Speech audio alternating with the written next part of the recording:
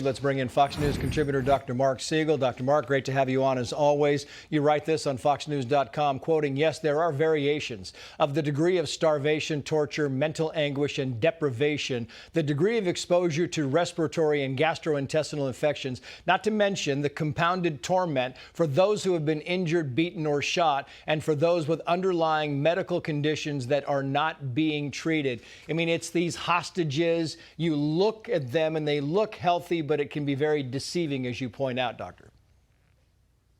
And Trace, we're learning even more today, as Jennifer Griffin just said, and has been reported throughout the day.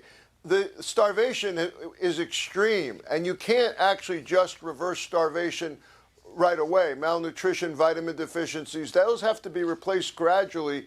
Otherwise, you get into another metabolic derangement that's not as bad as the starvation, but is quite bad. And so we're seeing a combination of physical and psychological issues. The kidneys are involved. We're seeing kidney problems, heart problems, heart arrhythmias that have occurred or can occur. So the idea of broken bones that were untreated, shrapnel injuries that were untreated, all of that is in play here. You can fix a broken bone, but you can't fix the metabolic situation so quickly, and definitely not the psychological problems. And you write this, Dr. Siegel, what all the 20 living hostages released from captivity in Gaza on Monday have in common is courage, hope, and life. That is not to say they aren't suffering or won't continue to suffer. Still, they can hold fast to the belief that they have been chosen by God to survive. I mean, so they have a reason they are here. Does confidence help the long-term recovery?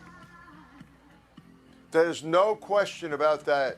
And that's really the heart of it, that God chose them to be the ones who survived. And some of the people that I interviewed from October 7th said, these are miracles that we're survived, but we don't want to focus on the word miracle, even though I wrote about that in my book about miracles. They don't want to focus on that because of the people who didn't make it, because of the people who didn't survive.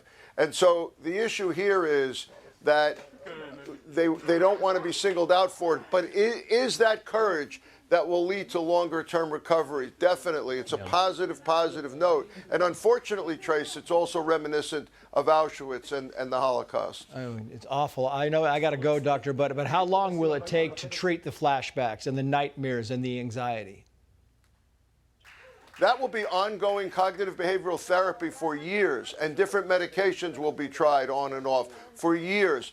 There'll be problems with nightmares, with dreams, with depersonalization, problems with reality for years if they ever fully recover. Having loving families around is key, and having loving people in the hospital. Sheba Medical Center has been extraordinary, preparing support services, compassion, sensitivity, all in play.